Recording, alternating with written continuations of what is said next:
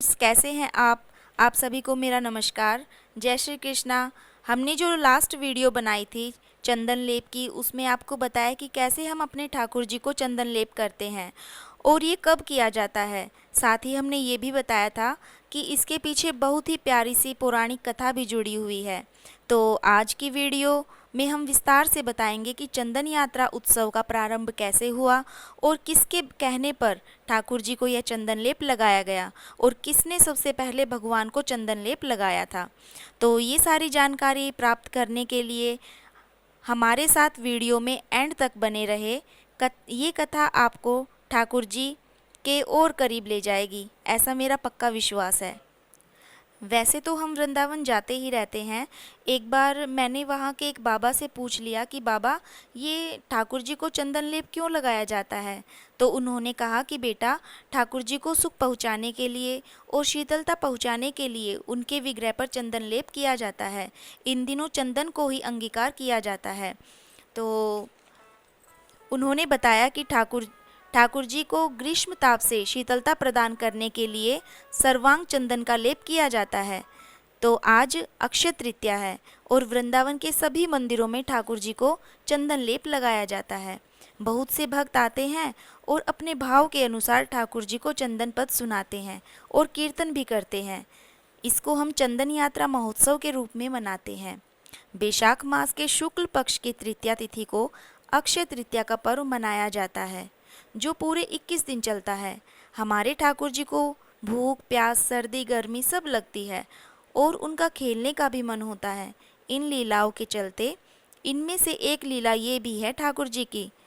इस लीला के बारे में बताते हुए उन्होंने कथा का वर्णन किया कि भगवान श्री कृष्ण के एक अनन्य भक्त चैतन्य महाप्रभु के गुरु ईश्वरपुरी और उनके गुरु माधवेंद्र पुरी जी ने सबसे पहले भगवान कृष्ण को चंदन का लेप लगाया, क्योंकि एक बार श्री माधवेंद्र पुरी जी गोवर्धन पर्वत की परिक्रमा कर स्नान जप आदि करके गोविंद तट पर उपवासी रहकर इष्ट का ध्यान कर रहे थे।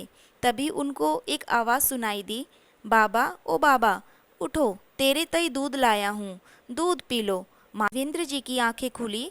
उन्होंने देखा कि एक 11 से 12 साल का बालक जिसका रंग काला था वो उनके पास दूध लिए खड़ा है। बाबा बोले कि तुम्हें कैसे पता चला कि मैं भूखा हूँ। बालक बोला, मेरी मैया यहाँ दल लेवे आई थी, वाई ने भेजा हूँ, दूध पी लो। दूध पिए के पात्र यहीं रख दियो, मैं ले जाऊँगो। माधवेंद्र जी तो उस बालक को देखते ही रह गए। उस बालक की छवि उनके हृदय में बस गई।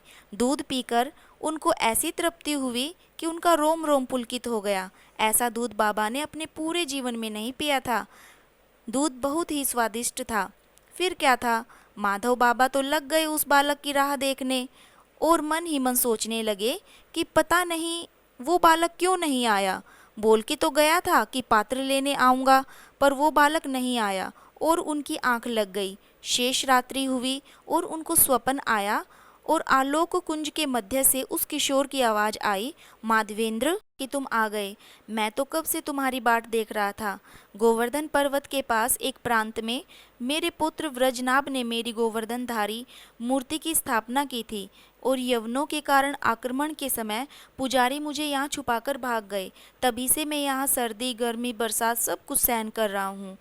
चलो तुम्हें मैं वह स्थान दिखाता हूँ। इतना कहकर वह किशोर उनका हाथ पकड़कर वहाँ से दूर ले गया और बोला कि देखो, मैं इस कुंज में झाड़ियों के नीचे दबा हुआ हूँ, मुझे यहाँ से निकालो, मैं तुम्हारी सेवा की प्रतीक्षा कर रहा हूँ। माधवेंद्र, पर्वत पर ले जाकर शीतल जल से मेरा अभिषेक करो और एक मंदिर बनवाओ, मुझे वहाँ स्थापित करो। इतने में माधवेंद्र पुरी की आंखें खुली और आभास हुआ कि ये तो स्वप्न था। फिर तो माधवेंद्र जी का रो रो कर बुरा हाल हो गया। पृथ्वी पर लोटपोट हो रहे थे। बोले कि मुझ अधम पर इतनी कृपा की, मुझे दूध पिलाया, मेरे स्वप्न में आए और मुझसे सेवा भी मांगी। तभी उनको ध्यान आया कि पहले प्रभु की सेवा करूं। उन्होंने सभी गांव वालों को अपनी बात बताई और उनकी मदद से गोपाल जी को उन झाड़ियों के नीचे से निकाला। गोपाल जी का विग्रह बहुत ही मनमोहक था, लेकिन उनकी हालत बहुत खराब थी। उनका जल से अभिषेक कराया और जैसा प्रभु ने बोला था बिल्कुल वैसा ही किया और उनकी स्थापना भी की। कुछ दिनों बाद गोपाल जी फिर माधवेंद्र पुरी के स्वप्न में आए और कहा, बहुत दिनों से जमीन के भीतर रहने के कारण मेरे शरीर का ताप बढ़ गया है, मेरा शरीर जल रहा है। हे माधवेंद्र, मेरे लिए जगन्नाथपुरी से चंदन लाओ और मेरे शरीर पर चंदन का लेप करो ताकि मुझे शीतलता मिले। इस प्रकार प्रभु ने स्वयं ही अपने भक्तों से चंदन लेप मांगा था। दूसरे ही दिन सुबह होते ही माधवेंद्र जी मलयाचल पर्वत के लिए निकल पड़े, जो कि 2000 किलोमीटर दूर था। लेकिन प्रभु का आदेश था तो बिना कुछ सोचे समझे पैदल ही चंदन लाने के लिए निकल पड़े। माधवेंद्र जी ने महीनों पैदल चलकर बंगाल व उड़ीसा की सीमा पर रेमुना नाम की जगह पर पहुँचे। वहाँ गोपीनाथ का एक भव्य मंदिर था। जब वे वहाँ रुके तो उन्होंने देखा कि रात को गोपीनाथ जी को खीर का भोग लगाया जा रहा है। तो वे अपने मन ही मन सोचने लगे कि काश ये खीर का भोग मैं भी ग्रहण कर पाता, तो ऐसा ही खीर का भोग मैं अपने गोपाल जी को भी लगाता। बस ये सोचते सोचते वे सो गए। उस मंदिर के पुजारी के स्वप्न में गोपीनाथ भगवान जी आए और कहा कि आज मैंने एक भक्त के लिए खीर चुराई है, ये खीर मेरे भक्त को दे दो जो आज यहाँ पर ठहरा हुआ है। पुजारी ने सुबह उठकर ये सारी बात सभी को बताई और भगवान की भक्त के लिए ये चोरी इतनी प्रसिद्ध हुई कि उनका नाम खीरचूर गोपीनाथ पड़ गया। दूसरे दिन माधवेंद्र जी ने पुजारी से चंदन मांगा तो पुजारी जी ने माधवेंद्रपुरी को पुरी के महाराज से मिलवा दिया और अपने स्वप्न के बारे में बताया। पुरी के महाराज ने आदर के साथ एक मन 40 किलो चंदन की लकड़ी देकर उनको वहाँ से विदा किया। जब माधवेंद्र जी वापस आ रहे थे तो फिर विश्राम करने के लिए उसी गोपीनाथ मंदिर में ठहरे। जब वे विश्राम कर रहे थे तो गोपाल जी उनके स्वप्न में आए और कहा कि ये चंदन गोपीनाथ जी को ही लगा दो, क्योंकि गोपाल जी और गोपीनाथ जी एक ही हैं। अगर आप उनको ये चंदन लगाओगे तो उनकी शीतलता से मेरे शरीर का ताप भी कम हो जाएगा। फिर क्या था, माधवेंद्र जी ने बिल्कुल ऐसा ही किया जैसा कि प्रभु ने उनको कहा था और उस दिन अक्षय तृतीया थी। ये लीला देखकर तभी से चंदन यात्रा महोत्सव मनाया जाने लगा। इसके अलावा एक कथा ये भी है कि भगवान जगन्नाथ ने स्वयं राजा इंद्रद्युम्न को यह आदेश दिया था कि बैशाख मास के महीने में श्री विग्रह को चंदन का लेप लगाकर चंदन महोत्सव मनाया जाए।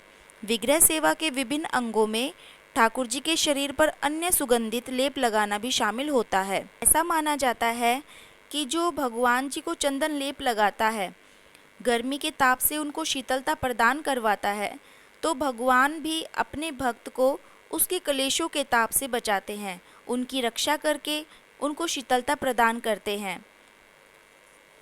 इसी भावना के साथ कि कान्हा जी हमारे जीवन के दुखों के ताप से भी हमारी रक्षा करेंगे, सभी अपने लड्डू गोपाल जी को चंदन का लेप करते हैं।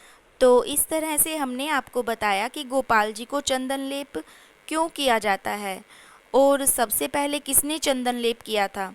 तो भगवान जी के एक अनन्य भक्त हुए श्री माधवेंद्रपुरी जी, जो पैदल चलकर जगन्नाथपुरी से अपने गोपाल जी के लिए चंदन लेकर आए और अक्षय तृतीया के दिन उनको चंदन लगाया। ऐसी कृपा मेरे प्रभु किसी विशेष भक्त पर ही करते हैं। धन्य है माधवेंद्रपुरी जी, उनको मेरा नमस्कार है। तो आपको ये कथा कैसी लगी प्लीज़ हमें कमेंट बॉक्स में बताइए, ताकि हम आपके लिए ऐसी और भी कथा लेकर आएं और प्रभु महिमा का गुणगान ऐसे ही होता रहे। उसके लिए हमारे चैनल नटखट नन्नू विद लड्डू गोपाल जी को लाइक करें, शेयर करें और सब्सक्राइब भी करें, जिससे कि हमारा हौसला बढ़े।